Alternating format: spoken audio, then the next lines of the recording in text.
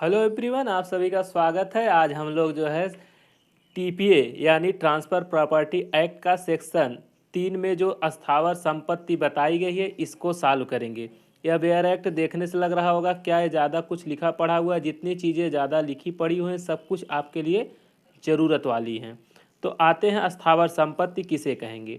इसको अगर आप समझ लेंगे कि अस्थावर संपत्ति किसे कहते हैं, इसमें जो है आपको घटना चक्र में 15 से 20 क्वेश्चन सॉल्व करने को मिल जाएंगे जो इस पर हैं। सीधे सीधे तो जो है इस पर जो है 8-10 क्वेश्चन तो सीधे सीधे हैं। ठीक है, तो अस्थावर संपत्ति किसे कहेंगे, तो अस्थावर संपत्ति किसे कहेंगे यह बता पाना काफ़ी कठिन काम लग रहा था। इस वजह से यह बताया गया कि अस्थावर संपत्ति के अंतर्गत क्या क्या नहीं आता।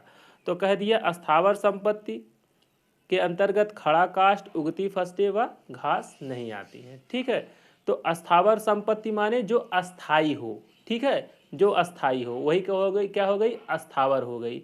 या जो अचल हो, ठीक है, जो मूव न कर सके, जो चल ना सके, तो इसके अंतर्गत खड़ा काष्ठ नहीं आएगी। यानी खड़ा काष्ठ यानी खड़ी लकड़ी नहीं आएगी। जैसे जो भी जंगली पेड़ हैं वह क्या है, खड़ी काष्ठ हैं। ठीक है, या उगती फसलें यानी जितनी भी फसल होते हैं वो सब भी नहीं आएंगे, घास भी नहीं आएंगे। ठीक है, इसके बाद जब आएंगे जो सब बातें हैं अगर इसको समझ जाएंगे तो प्री सॉल्व करने में हमको काफ़ी आसानी होगी। जैसे क्या क्या है देखिए, यह कह रहा है निम्नलिखित संपत्तियां अचल नहीं है। यह बता रहा है कि ये सब प्रॉपर्टी क्या होती, अचल नहीं होती, ये सब चल होती हैं। जैसे रॉयल्टी। अब ये रॉयल्टी क्या है, रॉयल्टी क्या होता है, जैसे कोई कंपनी से आप जब ले लेते हैं उसके नाम से कुछ सामान बेचने के लिए, जैसे एक जलांस हुआ, बिग बाजार हुआ। ठीक है, तो इनसे क्या ले लेता है, हर एक शहर में देखेंगे बिग बाजार खुला होगा या फिर जलांस जैसे शॉपिंग मॉल हैं ये सब खुले हैं, तो वह एक कंपनी है। ठीक है, वह क्या है, एक कंपनी है। उस कंपनी से एक पार्टिकुलर व्यक्ति क्या कर लेता है, उससे रॉयल्टी ले लेता है, उसके नाम से बेचेगा वो। ठीक है, जलांस के नाम से बेचेगा या फिर बिग बाजार के नाम से, जिसके भी नाम से वह बेचेगा। तो क्या करती कंपनी, उसको एथराइज करती, उसको पावर देती कि हमारे नाम से बेचिए। कल को जब वह क्वालिटी गिरा देता है तो क्या करती है कंपनी, उसको वापस ले लेती है। ठीक है, या फिर क्या होता है, जैसे देखे होंगे डीलर होते हैं, जिले में डीलर होते हैं, वो भी रॉयल्टी लिए रहते हैं। अल्ट्राटेक सीमेंट हम बेचेंगे या फिर हम प्रिज्म सीमेंट बेचेंगे तो वो रॉयल्टी लिए हुए प्रिज्म सीमेंट बेचने के लिए, बाद में रॉयल्टी उनसे वापस ले ली जाती है। अगर कोई धाधली या कोई दिक्कत होती है कंपनी उनसे वापस ले लेती है। रॉयल्टी मोटी मोटा रॉयल्टी यही होता है। ठीक है, कि किसी के नाम से जब कोई सामान आप बेचते हो रॉयल्टी होता है, तो हो गया रॉयल्टी। ये रॉयल्टी की प्रवृत्ति कैसी है देखिए, अस्थाई नहीं होता। आज आपके पास है, कल आप दिक्कत किए तो वह छिन जाएगी, दूसरे के पास चली जाएगी। ठीक है, तो परमानेंट आपको वो नहीं दिया अधिकार कि हमारे नाम से बिग बाजार नाम से आप बेचिए। अगर उसकी जो पैरामीटर है उसको आप पूरा नहीं करते हो तो नहीं बेच पाओगे। दूसरे पाइए कॉपीराइट।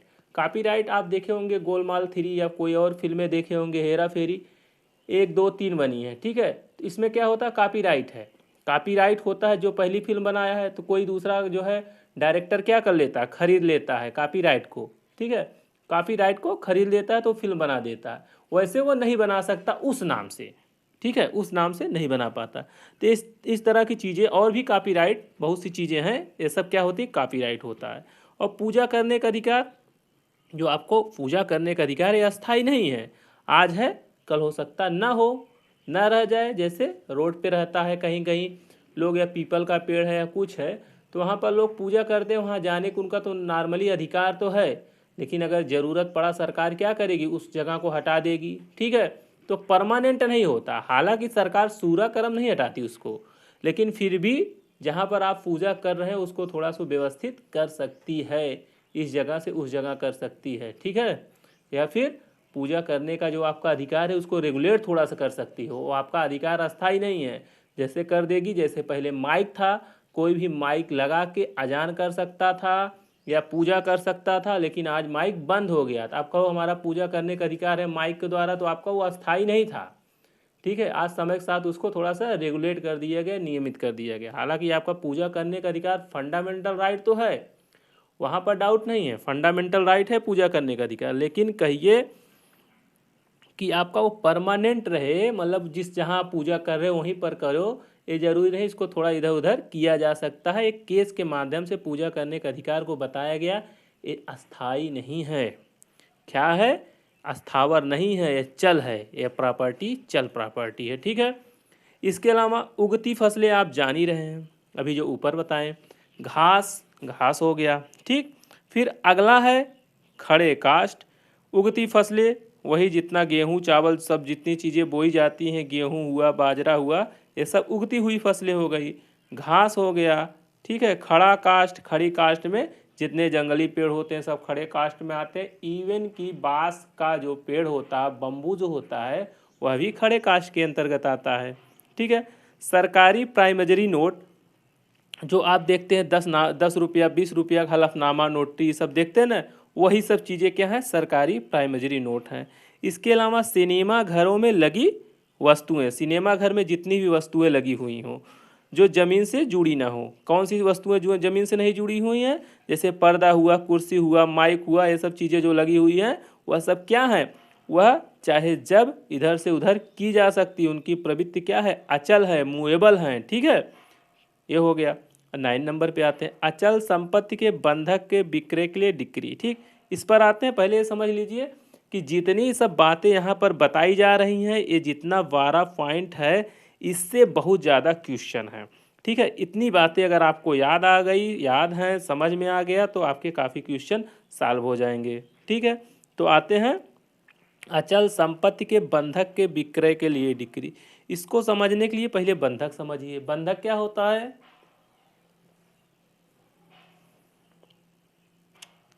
बंधक, बंधक क्या होता है? ठीक है। बंधक जो है, पहले आप समझिए बंधक क्या है। जब बंधक समझ में आ जाएगा, ये बातें समझ में आ जाएगी। ठीक है। तो बंधक क्या है? बंधक क्या होता है? जब कोई अचल संपत्ति हम लेकर किसी से, अचल संपत्ति हम किसी को दिए, जैसे अपना खेत दिए या घर दिए। हमारा खेत या घर क्या है? अचल संपत्ति है। उसके बदले हम उससे कुछ उधार पैसा ले लिए ऋण स्वरूप, तो हमने क्या किया? अपनी प्रॉपर्टी को बंधक रख दिया। ठीक है। तो यह क्या हो गया? बंधक हो गया। ठीक है।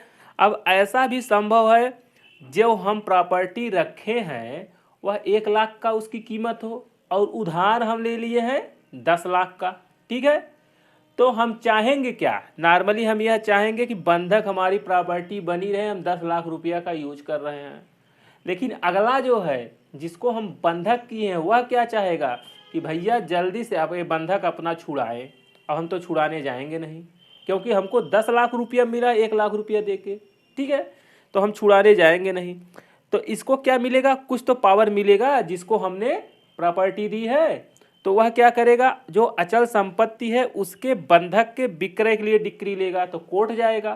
कोर्ट जाने के बाद क्या करेगा? डिक्री लेगा कि भैया हमको कोर्ट इजाज़त दे कि कम से कम इतना पैसा कि इनके ज़मीन को हम बेचकर अपना क्या कर लें, कुछ पैसा ले लें, उसके बाद और दे दें। तो वो जो डिक्री प्राप्त करे, यही अचल संपत्ति के बंधक के विक्रय के लिए डिक्री लेगा। वो क्या करेगा? डिक्री लेगा। और जब डिक्री ले लेगा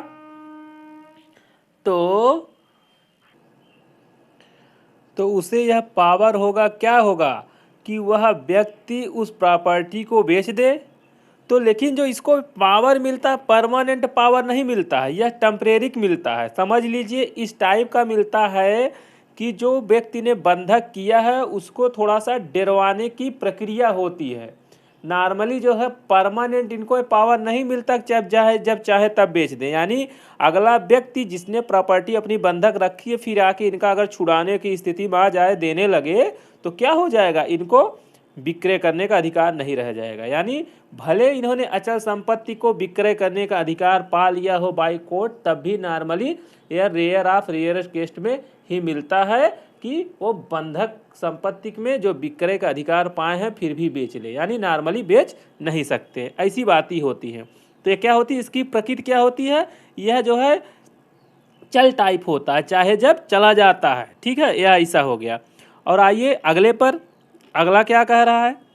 अगला कह रहा है, देखिए इधर रहा, क्रेता को अपने नाम भूमि की रजिस्ट्री कराने का अधिकार। क्रेता मतलब कौन?